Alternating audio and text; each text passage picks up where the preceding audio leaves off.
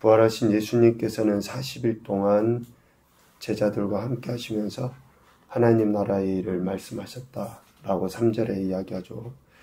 하나님 나라의 일을 말씀하셨고, 제자들이 하나님 나라의 그 일을 위해서 해야 할 일을 두 가지로 분부하셨죠. 명령하셨습니다.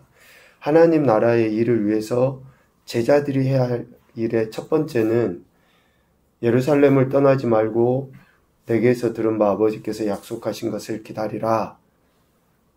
그러니까 성령으로 세례를 받을 때까지 예루살렘을 떠나지 말고 기다려야 한다라는 것이고요. 두 번째는 8절 성령이 임하시면 권능을 받고 예루살렘, 유다, 사마리아 땅끝까지 이르러서 증인으로 살아야 한다라는 것을 이야기하셨어요. 이 두 가지를 통해서 제자들은 하나님 나라의 일을 할 수 있습니다. 예수님께서는 사도들에게 이렇게 하나님 나라의 일을 위해서 두 가지를 분부하시고 9절에 승천하시죠.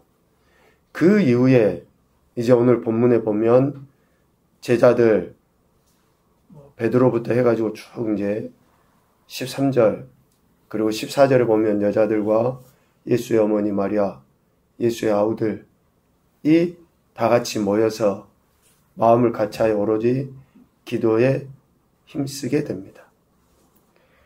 하나님 나라의 일을 위해서 예수님께서 하신 말씀을 기억하고 이제 기도하게 된 거죠. 이 기도는 언제까지 하는 겁니까?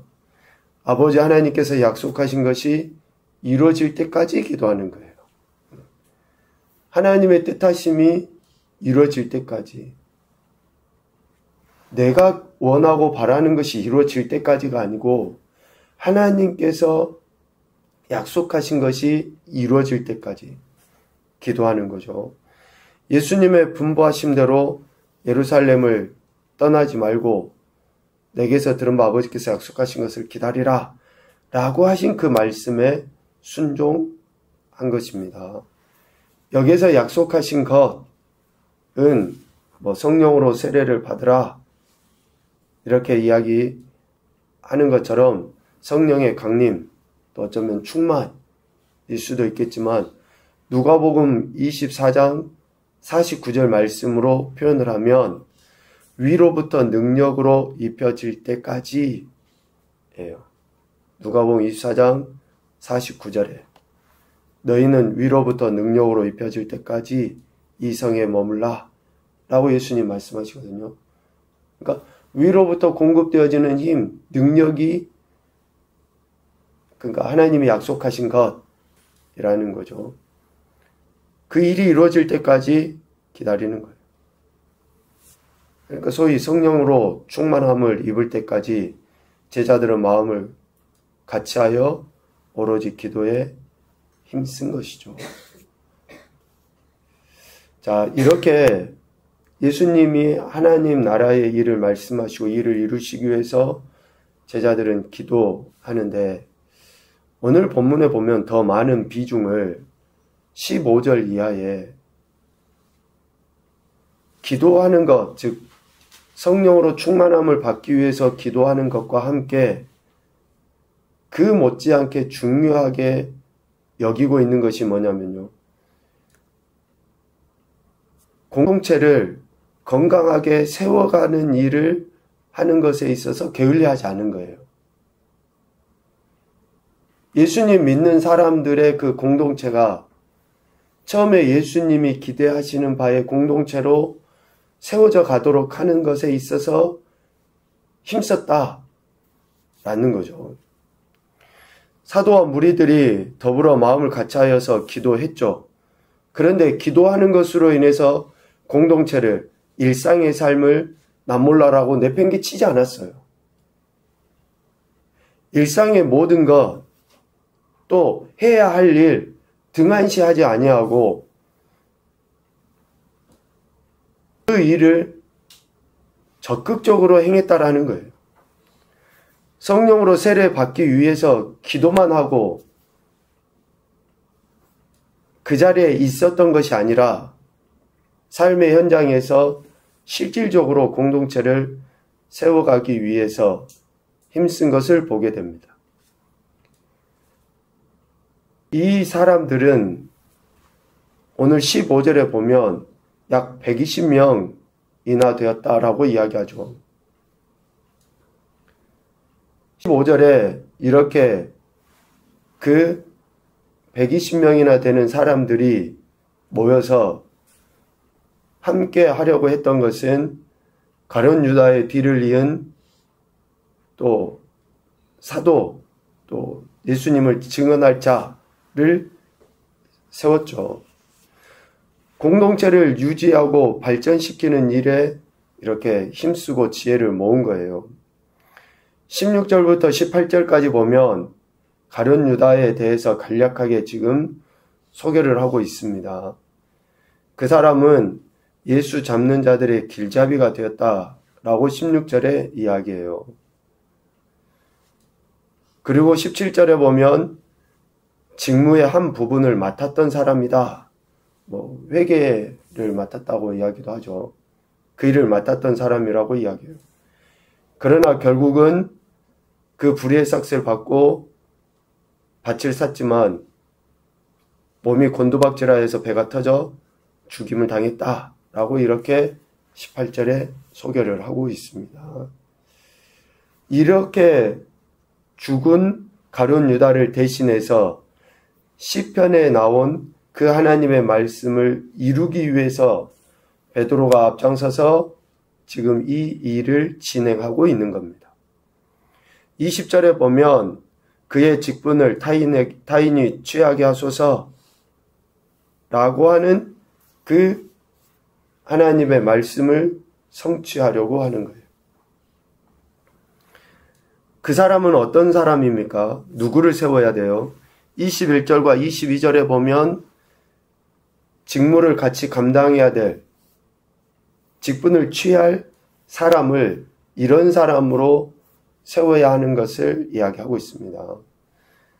21절과 22절 전반부까지 말씀해 보면 요한의 세례로부터 우리 가운데서 올려져 가신 날까지 주 예수께서 우리 가운데 출입하실 때에 항상 우리와 함께 다니던 사람 중 하나를 세워야 하는 거죠.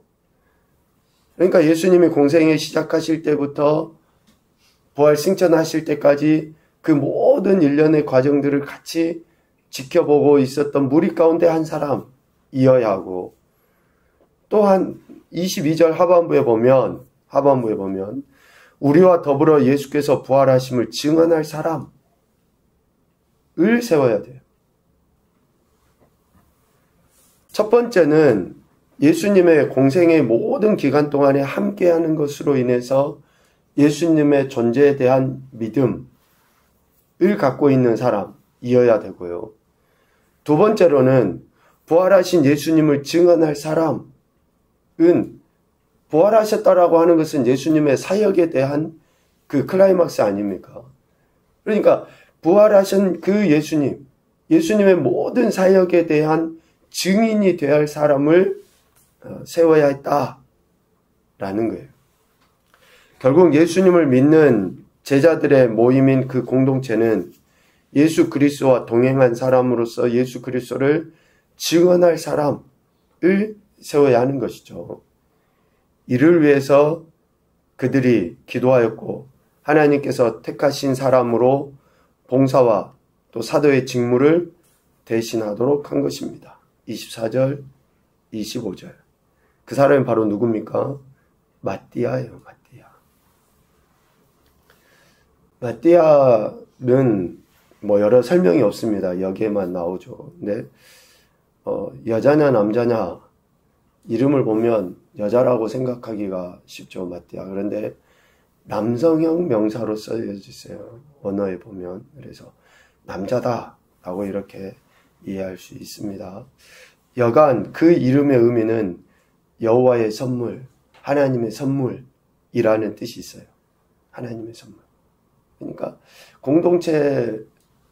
예수님의 제자 공동체를 더욱더 온전하게 세워가기 위한 하나님의 선물로서 주어진 인물이 마띠아라고 할 수 있습니다. 이렇게 예수님께서 분부하신 것을 지키기 위해서 그들이 오로지 기도에 힘쓰는 것과 함께 또 그 공동체를 건강하게 세워가기 위한 그 일꾼을 세우는 것도 소홀히 하지 아니하고 또 같이 해 나가는 것을 보게 됩니다. 성령으로 세례를 받을 때까지 기도하면서도 공동체의 유지와 발전을 위해서 마땅히 감당해야 될 일을 결코 소홀히 하지 않는 하나님께 맡기고 기도하는 그러한 모습을 어쩌면 아직 교회가 되기 이전이지만 제자들의 그 공동체, 초대교회의 그런 이전의 모습은 이러했다라는 것을 오늘 본문을 통해서 우리에게 가르쳐 주십니다. 그래서 하나님께서는 합당한 자들을 세우시고 또 그러한 일들을 이뤄갈 수 있도록 은혜를 베풀어 주신 거죠. 첫 번째 교훈입니다. 하나님의 약속하심을 신뢰하는 믿음이 기도하게 한다. 기도는 하나님의 약속하심을 신뢰할 때 기도하게 됩니다. 내 상황에 의해서가 아니에요. 내가 얻고자 하는 것을 취하기 위해서 기도하는 게 아닙니다. 하나님의 약속하신 말씀을 신뢰하는 것이 기도의 시작이에요. 두 번째, 성령의 임재를 넘어 충만함을 받도록 기도해야 한다. 오늘 우리는 이미 성령의 임재를 경험하며 살아가고 있어요. 내주하심은 불변의 진리입니다. 그런데 오늘 우리가 기도하는 것은 충만함을 위해서 기도하는 거예요. 그러니까 의지적으로 우리가 우리 자신을 드릴 때 충만함의 은혜를 경험하게 돼요. 성령의 내주함을 경험한 사람들은. 세 번째, 하나님의 공동체를 유지 발전시키기 위해 기도해야 한다. 여러분의 가정도 그렇고 또 교회 공동체도 그렇고 성령으로 충만함이 삶의 현장에 구체적으로 드러나기 위해서도 그렇지만 지금 우리 안에 성령의 충만함이 온전하게 나타나지 않는다 할지라도 우리가 마땅히 해야 할 일을 감당하는 것, 이건 역시 중요하다라는 것을 오늘 말씀을 통해서도 우리에게 가르쳐 주십니다. 저와 여러분에게 구원의 은혜를 베푸실 뿐만 아니라 우리가 속한 공동체들을 여기 모여있는 우리를 통해서 건강하게 세워가기를 하나님은 원하시죠. 이러한 일들을 위해서 우리가 더욱더 믿음으로 나가야 되고 또 기도함으로 하나님의 은혜도 구해야 할 줄로 믿습니다.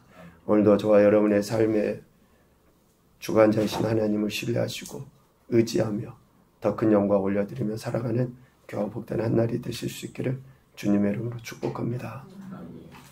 아멘.